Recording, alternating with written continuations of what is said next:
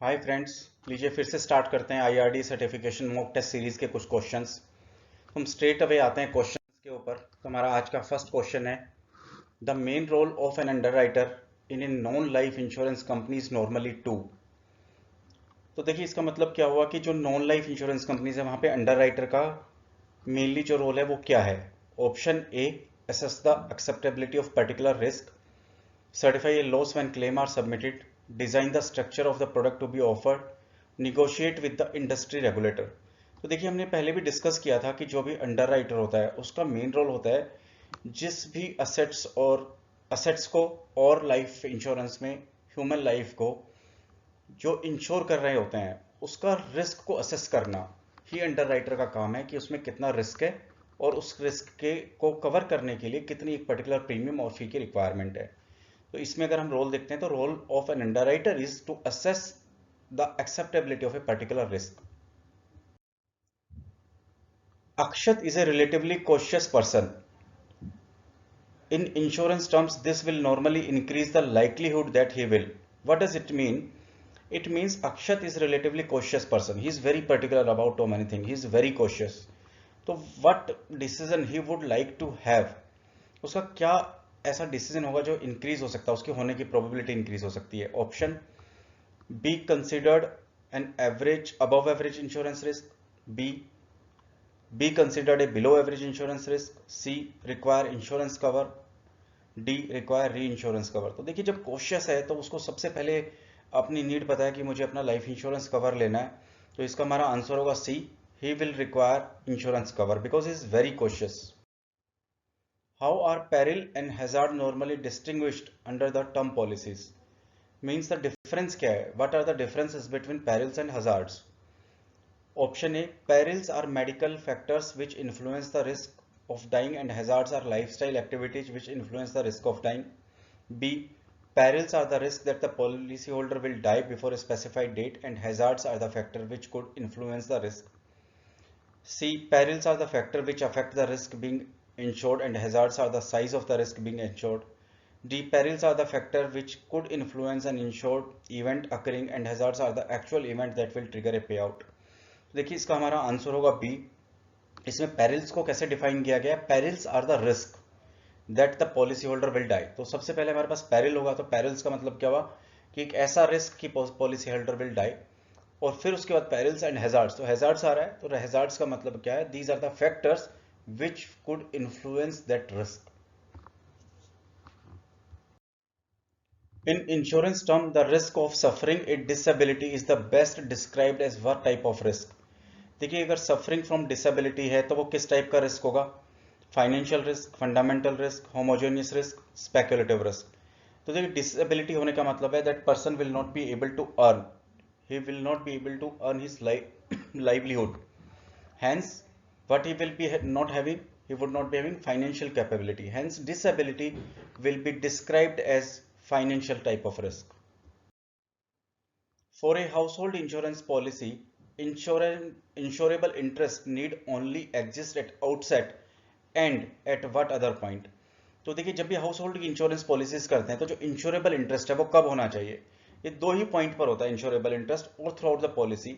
At the time of taking that policy और proposal form जब कर रहे हैं उस समय इंश्योरेबल इंटरेस्ट होना चाहिए। और दूसरा देखिए अभी दूसरा जो है उसके ऊपर हमारे पास ऑप्शंस है, the date the cancellation period expires, B the date a claim occurs, C the date the policy document is received and D the termination date। तो दूसरा पॉइंट हमारे पास हुआ the date a claim occurs, जब claim occur होता है उस समय उसका इंश्योरेबल इंटरेस्ट है कि नहीं, वो मेन पॉइंट है। Rahul is employed by Sunny, in respect of his employment Rahul automatically has insurable interest in Sunny's life up to what limit. तो देखिए राहुल इज एम्प्लॉयड, सनी के पास राहुल एक एम्प्लॉय है, तो वो किस तरह का उसका इंश्योरेबल इंटरेस्ट है। हमारे पास ऑप्शन है Rahul's monthly salary, Rahul's pension fund value, Rahul's annual profit and there is no limit. तो देखिए इस केस में इंश्योरेबल इंटरेस्ट उसका मंथली सैलरी है, भाई उसका उतना इंश्योरेबल इंटरेस्ट है, इसलिए हमारा इसका आंसर हुआ राहुल मंथ सैलरी, उतना ही जितनी उसकी सैलरी है उसका एम्प्लॉयर का उसमें उतना ही इंश्योरेबल इंटरेस्ट होगा। Arun started a 20-year term policy once established when, if at all, is insurer next entitled to ask him for proof of continuing good health. देखिए एक क्लाइंट है अरुण, उसने 20 इयर्स की टर्म इंश्योरेंस पॉलिसी ली हुई है। अब insurer कहने का मतलब यह है कि उससे कब दोबारा एक उसको गुड हेल्थ का प्रूफ मांग सकता है। तो अगर वो पॉलिसी को थ्रू आउट टर्म अगर वो रन कर रहा है विदाउट एनी लैप्सेशन और without any year without paying any premium, तो उसको कभी भी गुड हेल्थ की कोई रिक्वायरमेंट सर्टिफिकेट या प्रूफ देने की रिक्वायरमेंट नहीं होगी। सिर्फ उसको गुड हेल्थ का प्रूफ दो जो रिक्वायरमेंट पड़ेगा वो कब पड़ेगा, देखिए इसमें ऑप्शन करते हैं। At no point after the end of first 12 months, C at the point when he changes the occupation or retires, और D when lapse policy is revived। तो देखिए अगर राहुल अगर अपना कोई भी क्लाइंट अगर वो पॉलिसी को अगर लैप्स कर देता है, उसका प्रीमियम पेमेंट नहीं करता इवन ग्रेस पीरियड में भी, और फिर बाद में उस लैप्स पॉलिसी को रिवाइव करने जाता है, तब जो इंश्योरर कंपनी है वो उसको एक प्रूफ मांगती है फॉर कंटिन्यूइंग गुड हेल्थ, और दैट प्रूफ में be in terms of good health declaration from the client side. The concept of indemnity is based on the key principle that policyholder should be prevented from। देखिए indemnity का मतलब है कि किसी asset का insurance करता है कोई पॉलिसी होल्डर, तो वो एक कंपनी इंडेमिनिटी करती है कि वो असेट लूज होने पर जितने का सम एश्योर्ड है और असेट का वैल्यू है उतना अमाउंट पॉलिसी होल्डर को प्रोवाइड कर दिया जाएगा। तो एक तरह से वो उसका जो लॉस है वो उसको इंडेमिनिफाई करता है। तो उसका अब देखिए हमारे पास क्या है, इसका जो ऑप्शन है वो पढ़ लेते हैं। क्वेश्चंस रीड करते हैं दोबारा। The concept of indemnity is based on the key principle that the policy holder should be prevented from. Policy holder should be prevented from insuring existing losses, making false insurance claim, paying excessively for insurance cover, और profiting from insurance. देखिए insurance का कभी भी objective नहीं होता कि policy holder उससे कोई प्रॉफिट अर्न करे। इंश्योरेंस का एक ही मकसद होता है कि जो उसका लॉस हुआ वो लॉस को कवर कर सके, उस लॉस को उस जो फाइनेंशियल लॉस हुआ है उसको वो उस इंश्योरेंस कंपनी के थ्रू कवर कर सके, रेदर देन कि मैं उस एसेट्स को लूज करके उससे कोई प्रॉफिट बना लूं। ऐसा कोई भी ऑब्जेक्टिव नहीं आता। तो के principal that the policy holder should be prevented from profiting from insurance। Once an absolute assignment is affected under a life insurance policies, who will be the title holder of this policy?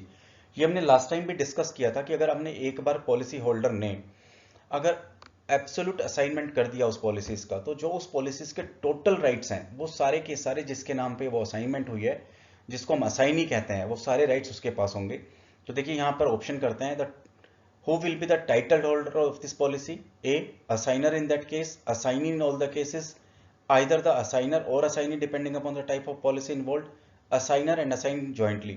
तो देखिए जैसे ही policy assign हुई तो जो उसमें assignee है, assignee means जिसके नाम पर वो असाइनमेंट हुआ है, उसी के पास पूरे पॉलिसी के राइट्स होंगे।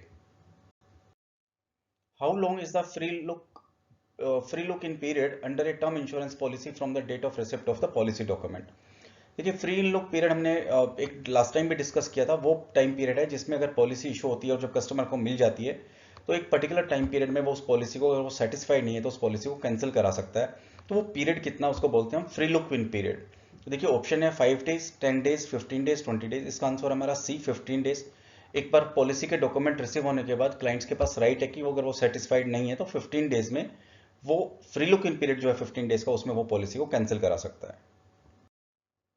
A life insurer issued a quotation on 10th February, guaranteed for 14 days, which was accepted by the customer on day 10. Consequently, the insurer can only decline this risk if। तो देखिए अगर एक life insurance company है, उसने quotation दिया 10th फरवरी को और उसने कहा कि ये गारंटेड कि ये कोटेशन जो 14 डेज के लिए वैलिड है, जो कि कस्टमर ने, क्योंकि 14 डेज के लिए वैलिड है तो कस्टमर ने 10th डे के ऊपर उसको एक्सेप्ट कर लिया, तो इंश्योरर उसको डिक्लाइन नहीं कर सकता। उसको सिर्फ इंश्योरर एक ही सिचुएशन में डिक्लाइन करता है। अब इसमें ऑप्शंस देखते हैं हमारे पास क्या क्या है, कब कर सकता है वो। कस्टमर सबमिट से सेकंड कोटेशन रिक्वेस्ट, इसके बेसिस पे डिक्लाइन नहीं हो सकता। Insurer increase its underlying premium rates, insurer बीच में कोटेशन देने के बाद और गारंटी करने के बाद 14 तो अपना प्रीमियम रेट चेंज नहीं कर सकता। Market place experience significant down turn, market places पे अगर कोई डाउन टर्न है तो उसके बेसिस पे भी इंश्योरर है जो अपना कोई कस्टमर का डिक्लाइन नहीं कर सकता जो proposal. D material facts change, अगर कस्टमर के साइड से कोई उन 10 डेज में मटेरियल फैक्ट्स चेंजेस हो गए हैं, कस्टमर ने हमें पहले कुछ और डिक्लेयर किया था और आज कुछ और डिक्लेयर कर रहा है, तो उसके बेसिस पे वो प्रपोजल डिक्लाइन किया जा सकता है और उसके रिस्क डिक्लाइन की जा सकती है। Hence option D is correct if these can be declined if there is a material facts changes. A policy document for a money back policy includes the statement, the proposal and declaration signed by the proposer form the basis of contracts. In which main section of the policy document will this normally appear? ये देखिए proposal, declaration signed by the proposer, from the basis of contract, ये कहाँ पर appear होंगे, कौन से portion में?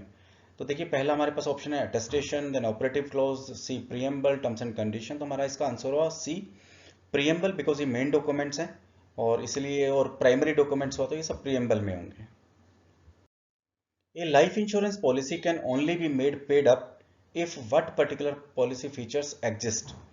तो देखिए पेड अप कब होती है? पेड अप होने का मतलब है कि उसकी कोई एक particular paid up value acquire हो जाना। अब इसके ऑप्शंस देखिए, indexing contribution, nomination facility, rider benefits और सेविंग एलिमेंट्स।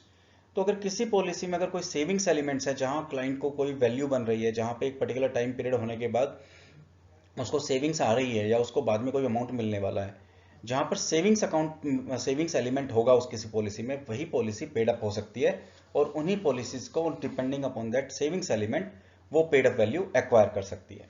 तो हेंस हमारा आंसर हुआ savings element. The main reason why a life insurance proposal form often asks for the proposer's height is to enable reasonable comparison with the proposers.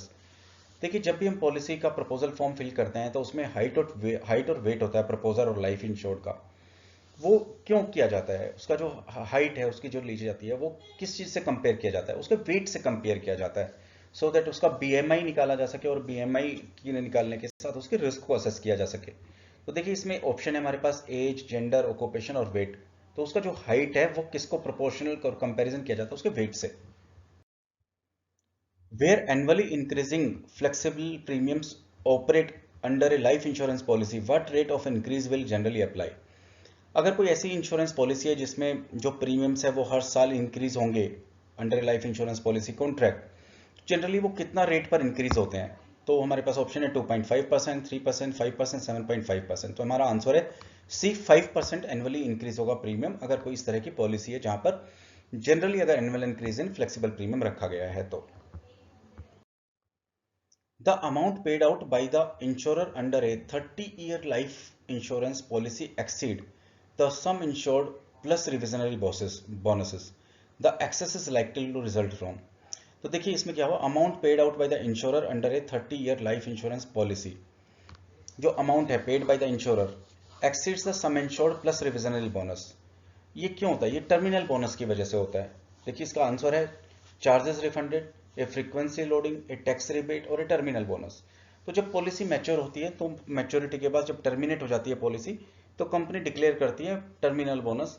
उसकी वजह से ही the amount paid out by the insurer, जो amount payment करती है जो एक insurance company, जो अब उसमें क्या होता है, जो सम एक्सीड प्लस, अब एक क्लाइंट है वो एक पर्टिकुलर अमाउंट देता है तो वो उसने वो अमाउंट दिया प्लस रिविजनरी अमाउंट बोनसेस हुआ, बट वो जो उसको मैच्योरिटी अमाउंट मिलता है वो जो उसने अमाउंट दे दिया प्लस रिविजनरी बोनस से भी एक्सीड करता है। तो वो किसकी वजह से करता है? बिकॉज जब पॉलिसी टर्मिनेट करती है या मैच्योर होती है तो उस समय एक कंपनी टर्मिनल बोनस और एक्स्ट्रा देती है जिसकी वजह से वो मैच्योरिटी अमाउंट उसने जो सारा पैसा दिया होता है वो प्लस रिविजनरी बोनस को भी एक्सीड करती है। This is called terminal bonus.